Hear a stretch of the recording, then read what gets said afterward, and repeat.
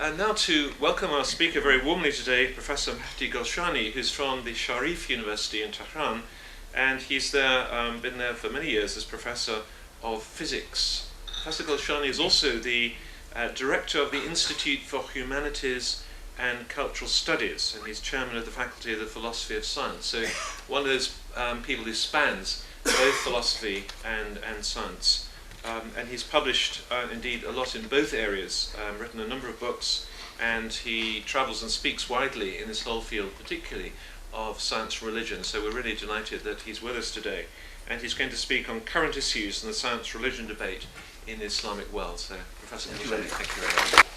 It's a pleasure to be here, especially at the time you are celebrating the 800th anniversary of Cambridge University. And I'm very happy to talk in front of distinguished scholars, some of which I am very happy to see them again, like John. And today I'm going to talk about this issue of science religion. You know, in the Islamic world, there was no idea of science versus religion during the old times. It's a new issue. And it started with the idea of new science, modern science, entering the Islamic world. Before that, science was considered part of religion. So I want to qualify this subject. Let me start with what Quran says. You see, there is plenty of recommendation in the Holy Quran about studying nature, studying the order and harmony in nature, the structure of various things, etc. And in the prophetic tradition, there is plenty of emphasis on getting knowledge, ilm. And knowledge in the Islamic world, in the Islamic sense, in the Quranic sense, has a wide spectrum. It includes everything which is useful for humans. And it has to do, the recommendation, the praiseworthy knowledge consists of two parts. One dealing with the identification and understanding of the creation of God, and the second is to take advantage of the natural resources for the benefit of human being. These two reasons. Now, it is said by the Prophet, go seek knowledge even by going to China. Of course, he didn't say to go and learn theology in China. So what he meant was knowledge in general. And it is said by Imam Ali, the son-in-law of the Prophet, that you seek knowledge even from polytheists, which means that they taught knowledge in general sense. Now, the important thing is that this was exactly the understanding of Muslim scientists during the glorious Islamic civilization. Their understanding was that they have to study nature and natural phenomena in order to understand God's creation. This was their main motive. Of course, doing knowledge in its natural way, in other words, by doing experimentation and theoretical work. I quote from Biruni, which was one of the most important scientists of the Islamic civilization era. He says, when a person decides to discriminate between truth and falsehood, he has to study the universe and find out whether it is eternal or created. If somebody thinks that he does not need this kind of knowledge, he is, however, in need of thinking about the laws that govern our world in part or in its entirety. This leads him to know the truth about them and paves the way for knowing the being who directs and controls the universe, and for knowing his attributes. This is in fact the kind of truth that God enjoyed his knowledgeable servants to search for. And God spoke the truth when he said, and reflect upon the creation of the heavens and the earth, saying, our Lord, you have not created this in vain. This verse, okay. So this means that this first-rate scientist said that the reason behind his work in mineralogy, astronomy, etc., was to find out God's creation. But of course, they didn't bring in from the text from the holy texts in their scientific findings. The only thing which they used was the worldview. The Islamic worldview covered their entire spectrum of seeking knowledge, the whole spectrum. But doing science in its own way, which is experimental search and theoretical work. And that this was their way of understanding, it is confirmed by Levy in his book on social structure of Islam. And he says, apart from a small number of investigators inspired by Greek philosophical ideas, the Muslim who engaged in the pursuit of science did so in order to discover in the wonders of nature the signs or tokens of the glory of God. And this was exactly, you see, the kind of mentality present in the founders of modern science, in Boyle, Newton, etc. Now, after the new science entered the Islamic world, which was in the beginning of 19th century, through Egypt, through India, through Syria, etc., Muslims were at the lowest point of their science, and they were amazed and embarrassed by the kind of developments in the West. So they took different attitudes toward modern science. And I classify them in the following way. Some of them rejected modern science as being a foreign element, and they thought that we have to do science in our way based on the our holy text. Others, Muslim intellectuals, some others said that we have to get the modern science at the expense of religion, and so they sacrificed religion for science.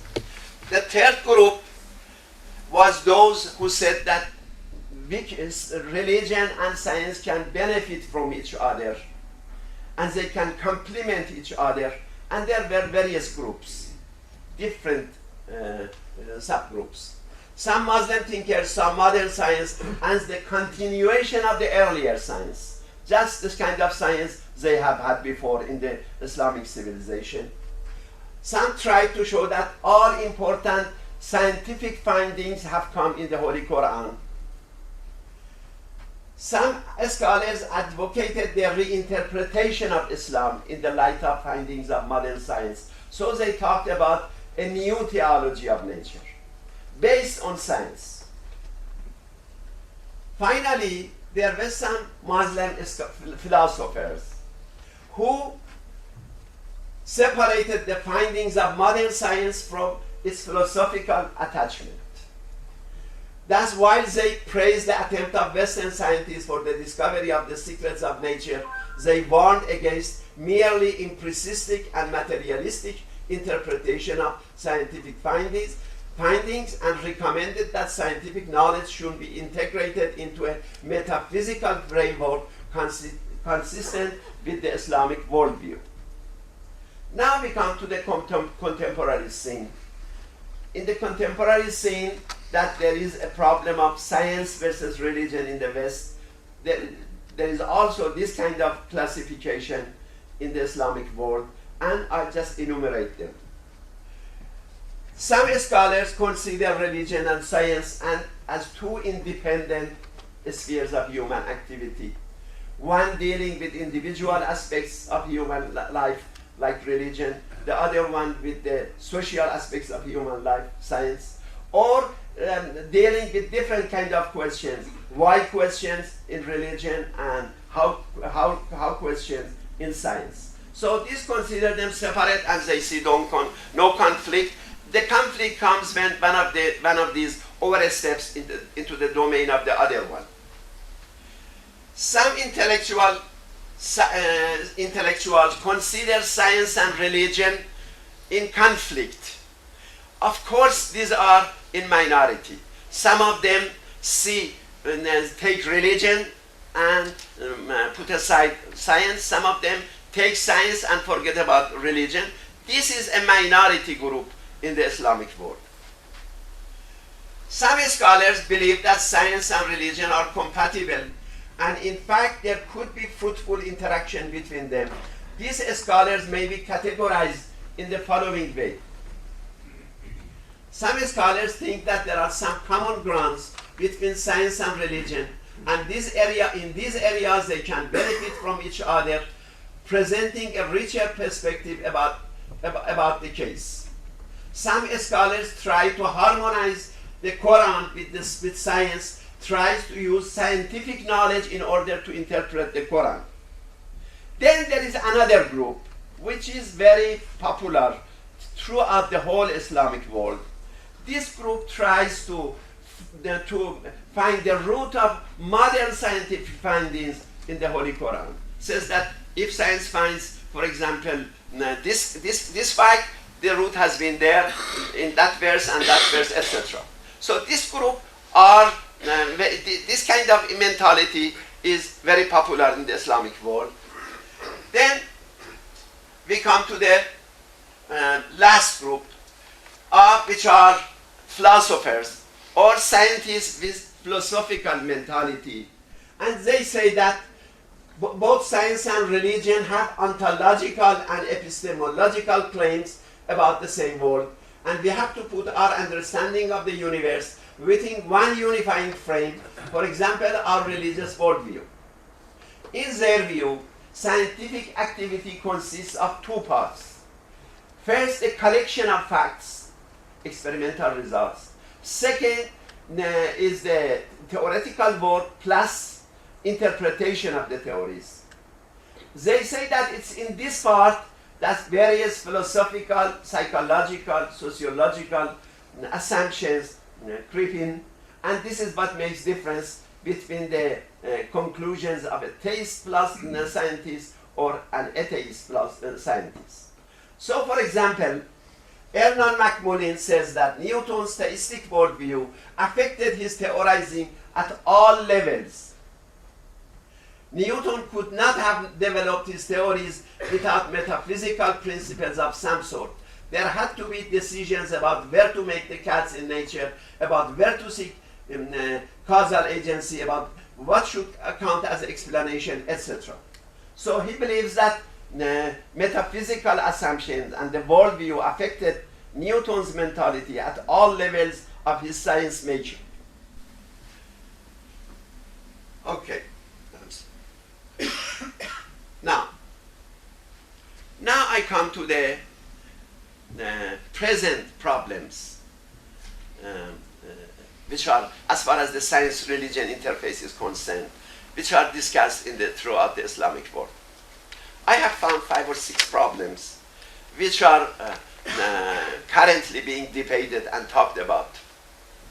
The first one is God and creation. The problem of creation has been always associated with God, and creation being done by God, etc. Before Renaissance, it was used as a premise in the philosophical arguments, and after, in recent centuries, especially during 20th century, has been used as a scientific proof for the existence of God. Now, as far as the Islamic world is concerned, there have been a couple of schools, as far as creation is concerned, prevalent in the Islamic world. First, there were theologians. Theologians taught that there has to be the beginning of time where God created the whole universe. There has to be a temporal beginning for the universe. And they said that if the universe is eternal, then this means that it is equal to God. So they could not accept at any price the atemporality of the world. This was the mentality of theologians. Of course, not all theologians believe this way. Some of the later theologians have the same view as philosophers that I'm going to mention. Most of the earlier philosophers in the Islamic world, Avicenna, Farabi, etc., believed that there is no temporal beginning to the world. They thought that if there is a temporal beginning, it means that there hasn't been God's effusion for a while, for a long time, and there is an interruption in God's effusion. So they could not accept the world to have a temporal beginning. But they believed that there is an ontological dependence on the part of creatures on God. This was their mentality. For philosophers, say, before Renaissance. During the time of Renaissance, an important philosopher came whose views are not that much reflected in some of the English-speaking countries. It's most reflected in France, for example. Recently, it is also some of his views are being echoed here in the UK and in America, etc. It was Mullah Sadra. Mullah Sadra said that so far philosophers were saying that only accidents have motion. Now I'm saying that the substance by itself has motion. So everything is in development, in motion. And he said that, in fact, everything is being created at every instant. So there is a recreation, a constant recreation of the world. The matter of universe at this moment becomes, receives an existence from God the next moment, etc. Of course, Muslim mystics also believe in continuous creation, but with a different way of saying it. They said that at every moment the world vanishes and then it is given an existence by God. So in their view, there is at every moment an undressing and then there is a dressing of existence. Okay, this has been the views of Muslim philosophers and theologians. As far as the modern scientists are concerned, those who have studied modern science and are not familiar with philosophical works, they say the same kind of things which is being said here in the West. But those who have actually gone through philosophy, etc., they have the same mentality as one of these schools that I described. And you can see their views in different books and conferences, etc. So as far as creation is concerned, there is almost the same kind of views which is presently prevalent here as in the Islamic world. Elsewhere I have shown in detail the parallels between what some of the modern theologians and philosophers, etc., are saying in the Christian world. There are parallels to what Muslim theologians or philosophers said earlier. For example, William Craig is using the theologian's argument for it that if there is a beginning of time, beginning for time, then there is going to be there needs to be a creator, a cause for it. So this is the first problem, the problem of creation. Muslim philosophers' argument was based on God's absolute effulgency and beneficency. It is not acceptable to think of God's emanation and beneficence as terminating at a definite instant. According to these philosophers, creation simply means complete dependence of everything on God. Now we come to Darwinian evolution. Okay, as far as the Darwinian evolution is concerned, there is a mixed reaction to it. Many scholars, especially some of the theologians, reject Darwinian evolution in its totality. However, there are philosophers and theologians that accept part of Darwinian idea of evolution, and that's the fact that the fixity of a species, that it is not necessary that a species being fixed. There could have been development of a species, etc. There could, but they say, when you say that it went through natural selection, and you say there wasn't anything beyond that, here they separate. They said to biologists, you have discovered the mechanism of something. But finding the mechanism of something doesn't mean that it doesn't have an inventor. So here they separate. And of course, about the problems of rooting, for example, morality in evolution, etc., they completely reject it. So there is not a total rejection of evolutionism in the Islamic world.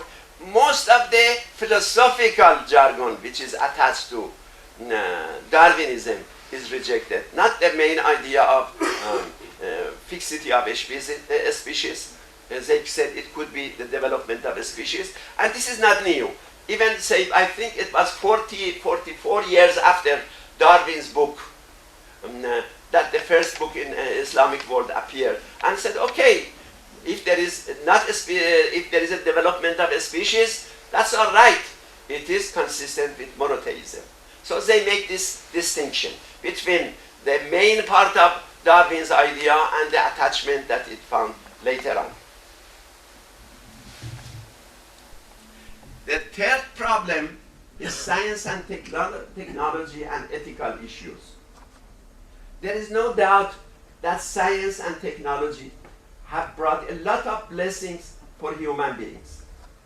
But on the other hand, there is no doubt that a lot of harm to human beings has been done and to the environment through the results of misusing science and technology. For that reason, there has been a conscious rising in this, both Islamic world and the Christian world, that we have to do something about it. And I think religion is the best way of remedying this kind of thing. For example, in the Holy Quran it is said, do not make corruption in the earth. All of these facilities that God has given to you, you have to use it for the benefit of mankind. Human beings and the facilities that are given, I mean human beings basically, are part of the cosmic order. They are not the whole cosmic order, and they are not supposed to disturb the cosmic order. So I think both in the Islamic world and in the Christian world, there is a sense of raising and strengthening the moral aspects of the issues dealing with science and technology. There has to be a moral code in all of the fields of science. You are not supposed to misuse science for any kind of thing. In fact, in all three monotheistic religions, humankind is part of a wider cosmic order that plans for the scientific progress and technological innovations are supposed to be harmonious with this cosmic order. Then we come to genetic manipulations. There has been a lot of advancements in the field of genetics, and a lot of good can come from it. But a lot of harm can come also from it. So there has to be a lot of watching on the subject, studying it thoroughly before doing something. For example, if you consider the problem of cloning, they say that there is 3 possible damages for cloning. This has to do destroying the dignity of human life, affecting the family system that could lead to legal and ethical dilemmas. Cloning could lead to some unpredictable, incurable problems, as we do not have enough information about possible consequences of the new discoveries. In the Islamic world, there has been difference of opinion throughout the whole Islamic world. Differences of opinion about cloning. A lot of important ulama admit it. But there is a unanimous voice that the gene manipulation experiments require extraordinary caution and should not proceed irresponsibly. This is what they are unanimous. But If you go to different Islamic countries, etc., you see different verdicts. But they are all saying that we have to do after we have got information about it. The Holy Quran says, don't do something that you don't know about it. Or if you think you have to find, you have to do little by little before you come into a very heavy danger.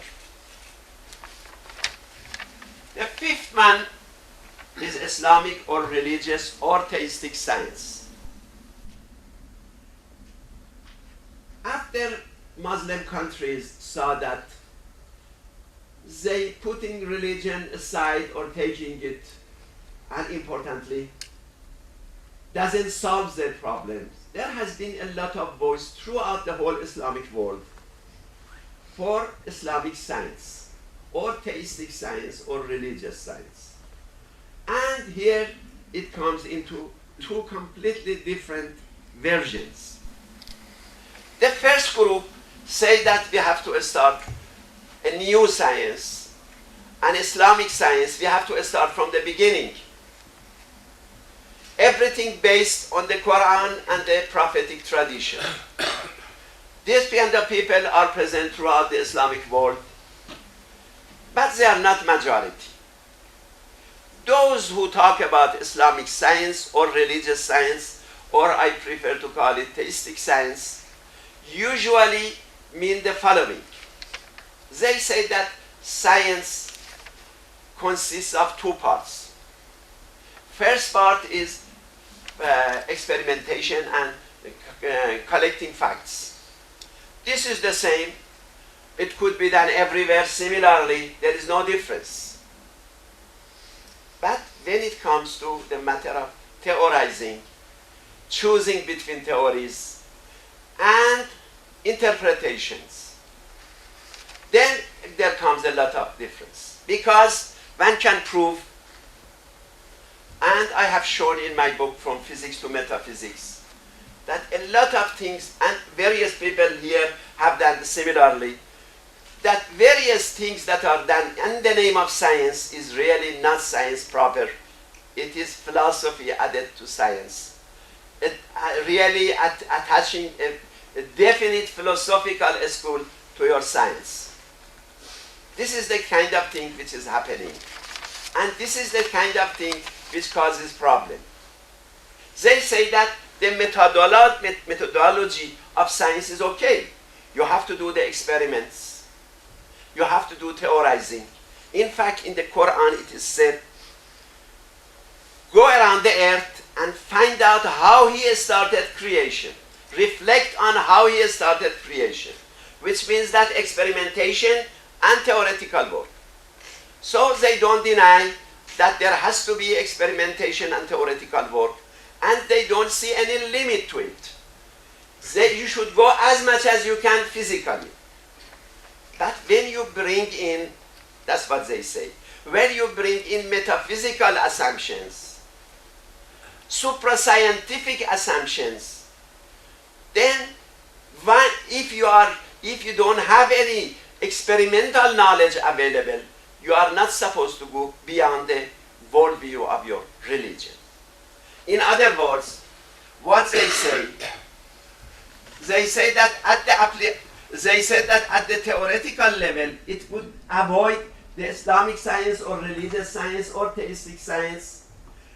At the theoretical level, it would avoid generalizations that are not verifiable by experiment, but are against established metaphysical principles of religion.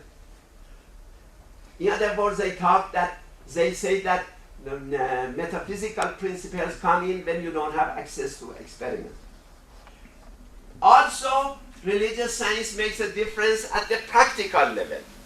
It prevents you to do any kind of thing that could lead to destruction of environment, destruction of human beings, etc.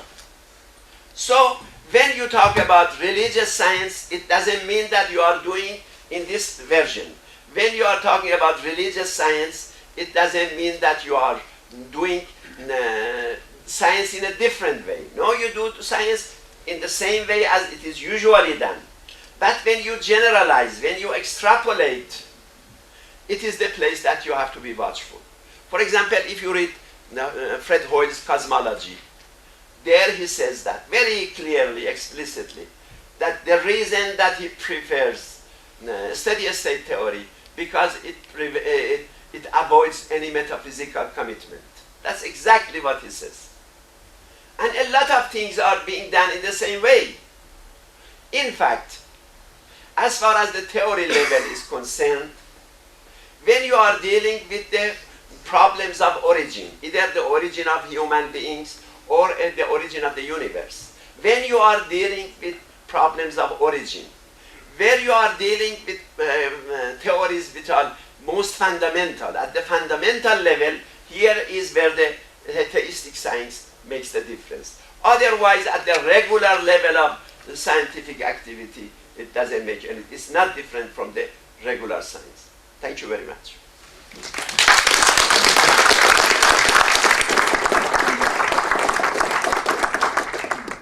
Right, thank you very much, Mehdi. Well, we've got some good time for questions and discussion. I'm sure there's plenty of questions.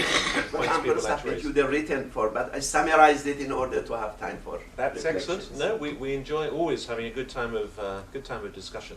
So it's really over to you. I'm going to kick off actually, just to get the ball rolling. As in the response to Darwinian evolution, one thing you didn't focus on particularly was human evolution. My understanding is that's often the sticking point in the Islamic world. That actually, that's a good question. People are that's happy a good question. To, the point is that it is very clear in Islam, and all agree on it because it is mentioned explicitly in the Quran, that human beings have a spirit which other animals do not share it.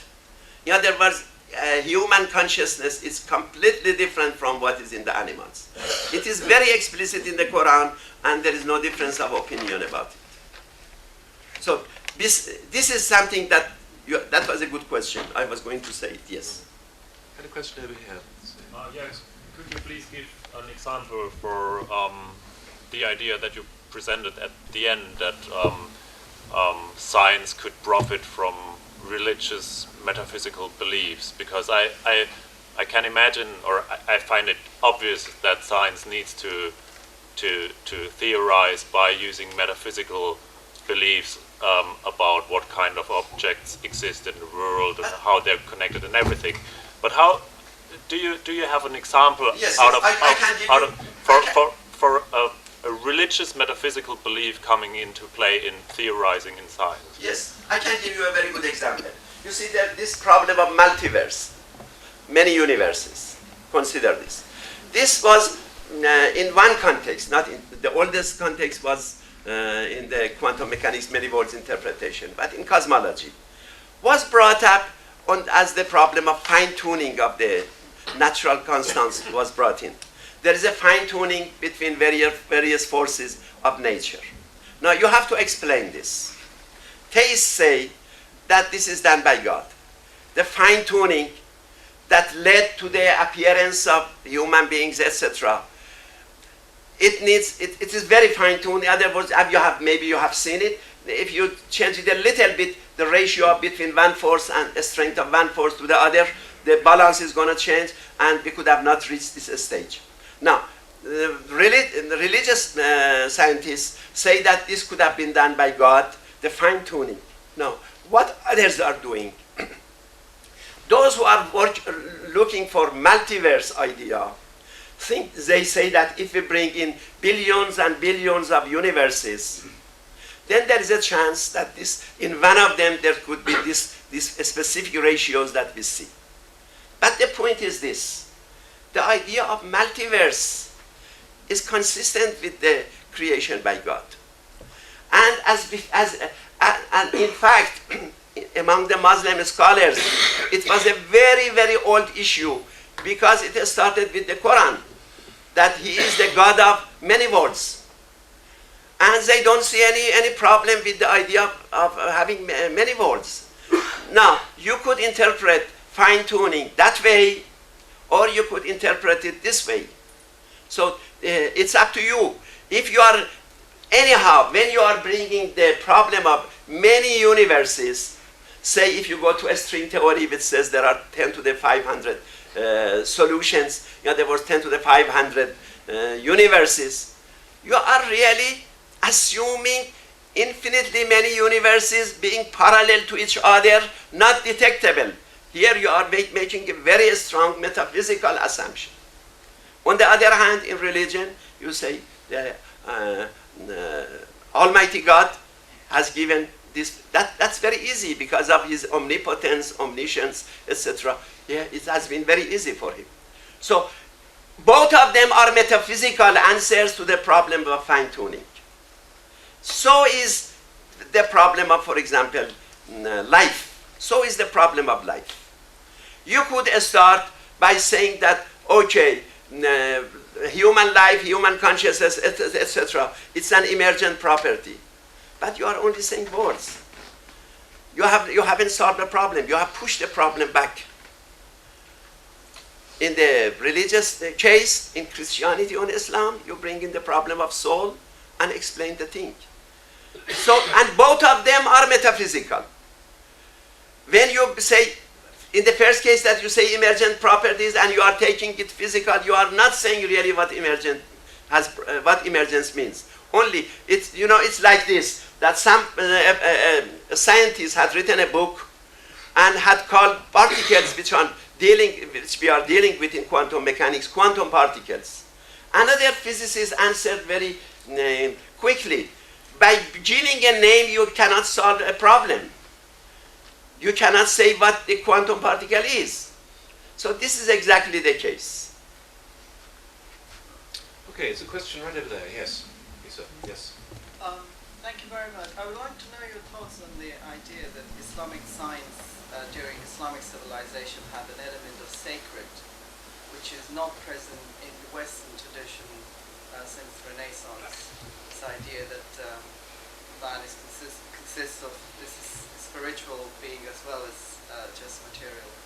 You see, the problem is that science during the Islamic civilization era was considered sacred. Science, mathematics, biology, etc. Because it was thought that it is your way to God. That's the way, it was sacred. Because sacred originally means God. But anything that brings you close to God has a degree of sacredness. So it was considered sacred. Scientific activity was thought as a worship, a kind of worship, like the prayer that you do, etc. This was thought a kind of worship, of course in its own way, which is experimentation, theoretical work, intuition, etc. Yes, John.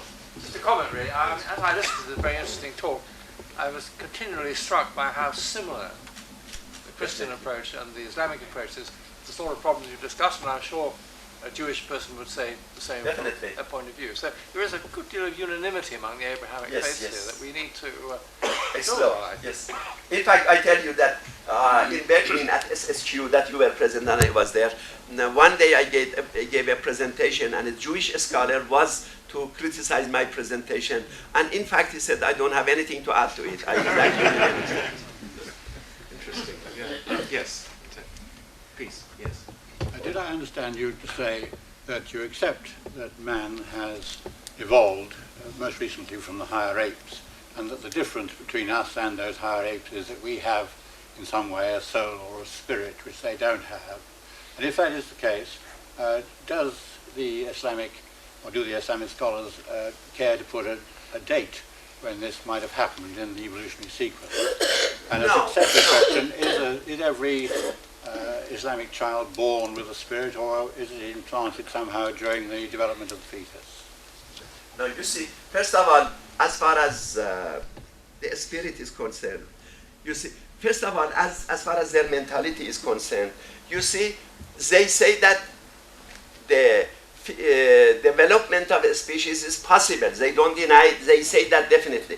Because as far as I can understand myself, not being a biologist, but reading their thing, not everything is said in the evolution, in the field of evolution. Biology is not a finished business yet. And I think what Charles Towns was recommending was that he said, I hope that someday biologists hit a break wall so that they learn a little bit of humility from the way physicists have learned.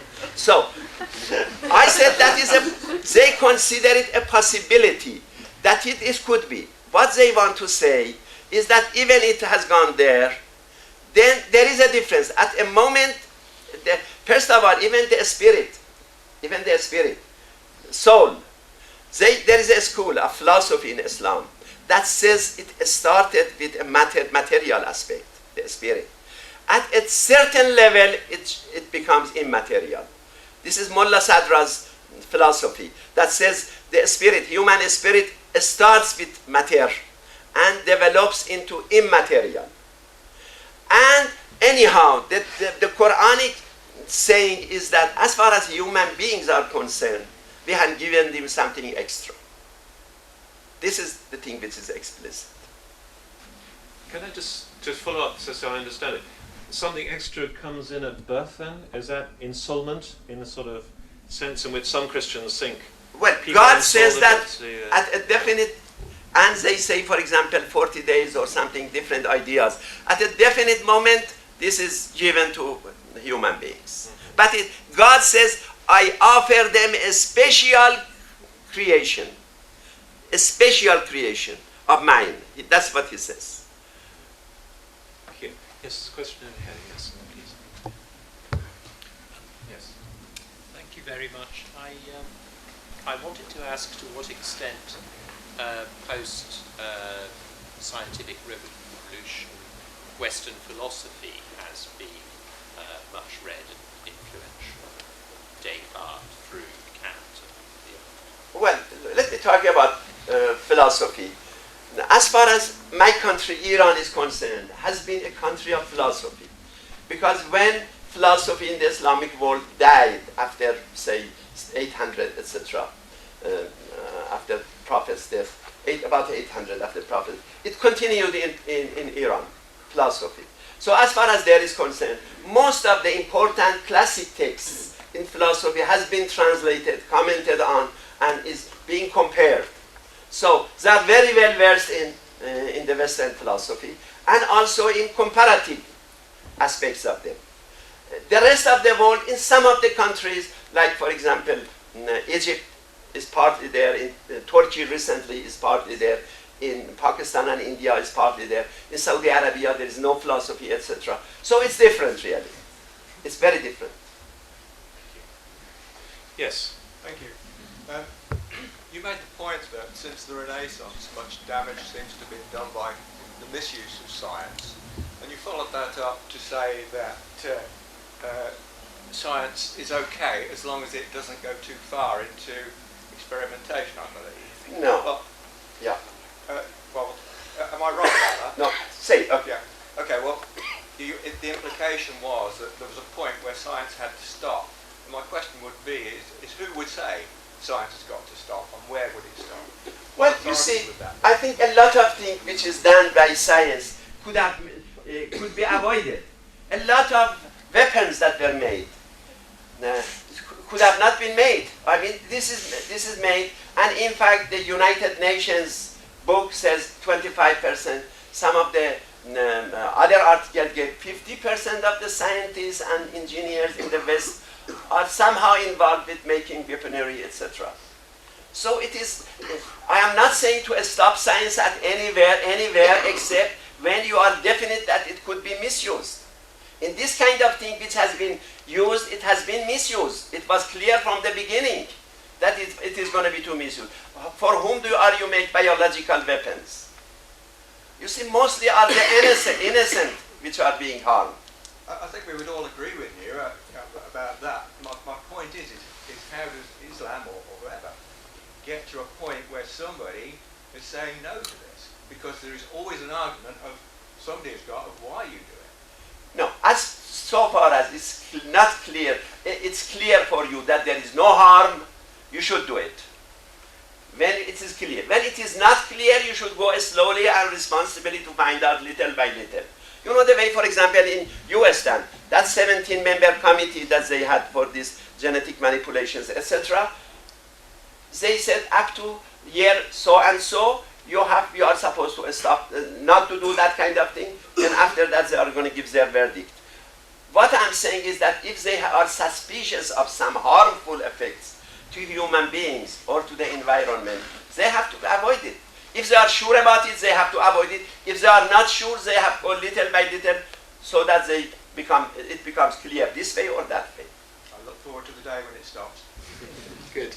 Yes, a question out front here. Yes, please. You said something wonderful about the pursuit of science and mathematics as a sacred occupation, which I thoroughly agree with, but that idea has been lost in the West. May I ask two related questions? Is the idea of the sacredness of science and mathematics still strong in Islam? And two, can Islamist scholars point to a moment in Western culture and philosophy when this idea was lost? I would point to St. Albert the Great, 12th century, whose writings show that, argue that science and reason and religion are just part of a continuous spectrum. And that idea seems to have been lost in the West. That's true. That's true. I think up to the time of Newton, it was okay. Next 100 years after that they thought that science can solve everything, I think. And the appearance of certain philosophers. You know, I think the most of the harm was done when metaphysics and philosophy was separated from science. And then some specific philosophies, like positivistic philosophy, etc., entered in. That they bounded everything to sensual facts, things which come from sense. When they did that, then the world became materialistic. Schumacher has a very nice sentence. He says that the whole thing that was brought to the West was because it changed from science for understanding to science for manipulation. I think this is a very good summary. It was science for understanding. I didn't read it here, but in my article is there. Heisenberg quotes Kepler. That says he didn't do science for benefit, for any kind of worldly benefits. He just did it to understand the creation of God. There is no doubt that the mentality of scientists have changed. And there is no doubt that this has to change again. There was a very nice article recently by Nikolai Maxwell here that says that there has to be a revolution in the philosophy of science. I really recommend you. I don't know if I remember exactly the title, but it's a recent one. It's a very good recommendation that you have to generalize your scope. Then all of these problems become solved. Can I pick you up on the first part of that question, which was actually, I mean, in your context, in your Islamic context, I mean, do you feel that most scientists and mathematicians are still operating within the sense of the sacredness? No, or is that also been lost? No. That's been lost. That's as well. lost too. Yes, Yeah. that's Right. lost too. Okay. Definitely. Yes. I see. Okay. A minority still are pursuing it very, very anxiously and doing it, but it's a minority. Can I follow that? Would you say that, I mean, in the Iranian context, that most science is sort of carried out within a quite separate, secularized context? Yes, it is. Okay. It is. Yeah. Now that we have in our the departments of philosophy, of science, etc., we bring in these special philosophical ideas that they have to be watchful for. Thank you. Yes, question. I have a question that relates to that. I wonder if you could give us a feel as to whether the man in the street in Iran is aware of these discussions. I mean, are they in the features pages of the newspapers or whatever? Man in the street, no, but the students, yes, because these problems are mentioned in the newspapers. What Dawkins says or what that philosopher says, etc., they are reflected. So the students, yes, they are very well aware of these discussions. The man in the street, no. Okay, thank you. Yes, there's a question in the back row there, yes. I just would like to ask you, and if you could maybe explain to the others, do you think the principles that were applied in extracting hadith, prophetic sayings, can those principles of justifying the character of the man who transmits an information as much as what he transmits, do you think that that can be applicable in today's science when references are taken very casually and science is based on very loose foundations of reference or previous work done, and that you have a whole story built up on a very loose foundation? Well, I'm not sure if I understood very well, but if I have got the idea right, your idea right, the point is that the students and a lot of faculty really are not aware of the heavy burden of philosophical assumptions which is entered into their science. They are not aware. If they become aware, their mentality is going to change. Yes. Yes, Katie. Yes. I think she was just trying to say, and it would be interesting to know. Say it loudly because I have. It's the concept that in the past, as a scientist, you would also need to be quite an evolved human being. Like you'd have to be spiritually well versed. You'd have to be of a good moral character to become a scientist. And I think that what this lady was trying to say is that still, what does that now mean, that we live in a world where with modern science we have the modern scientific social structure where references are very poor for people, it doesn't seem to matter too much whether people have done what they say they've done. What do you think is the impact? Well, I think the thing that has to be done at the universities throughout the world is that when people are learning science, they are only dealing with their own specialty, as if the whole world is their specialty. I think their scope has to be changed. They have to get a wider, even though they specialize in a definite field, they have to get a wider scope. Learn about philosophy, morality, etc.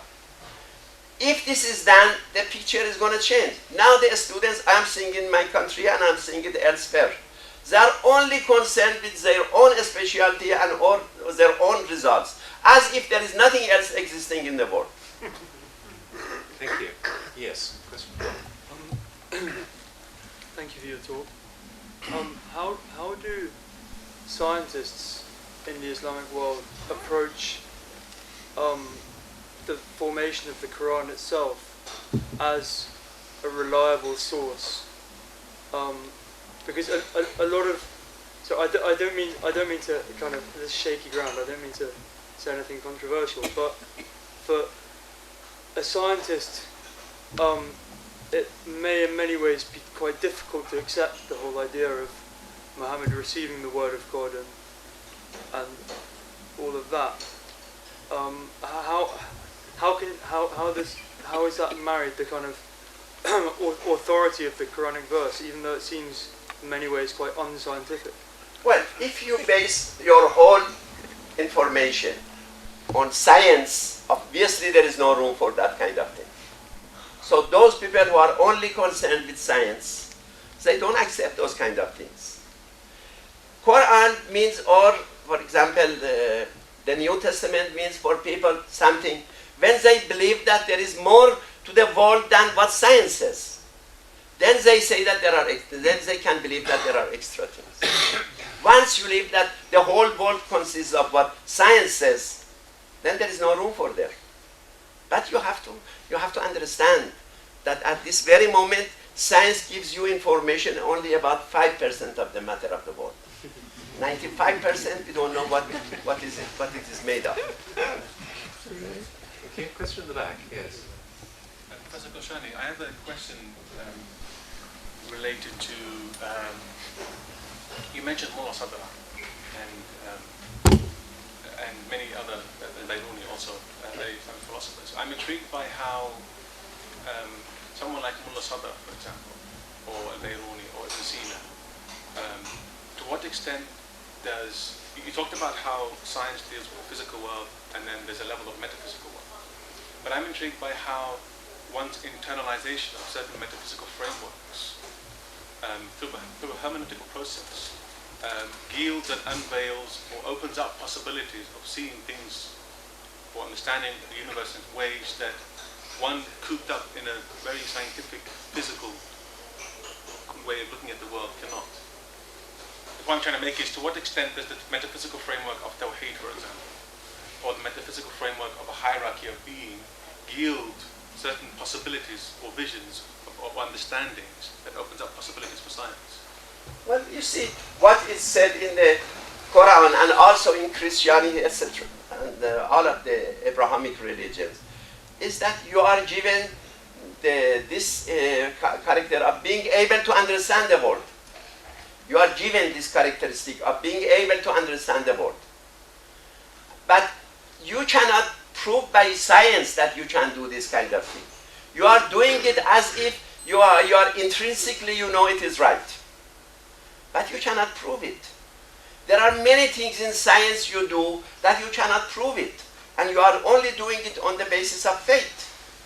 You prove that the same laws that hold here are holding in sun, for example, or in galaxy X, etc. On what basis are you doing? The only channel available to you is light. How do you know there are no other channels? How do you know that there are only these four forces? I mean, our information is too little to claim to have a big claim on the basis of science. And if you compare your knowledge now, for example, with 50 years ago, it's completely, completely revised. You know about some things that you didn't know anything about, say, 50 years ago. So the knowledge, as we are seeing and witnessing in the last couple of 100 years, has been increasing. And there is nothing to prove that we have reached a definite limit. And in fact, we have some hints that you can never say this is the end of it.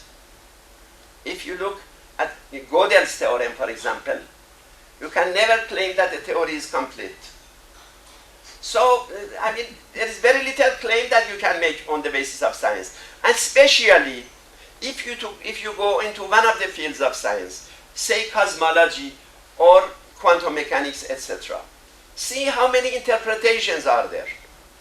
Even within the orthodox interpretation of quantum mechanics, see how many subclasses are there. There is no conclusive idea, and some very important big questions are left there. So how could we claim that we can answer things on the basis of science? Good. Well, I think that's a very good point probably on which to finish. And we've worked, Professor Golshani, very hard indeed. So I think we want to thank you very much for an interesting seminar.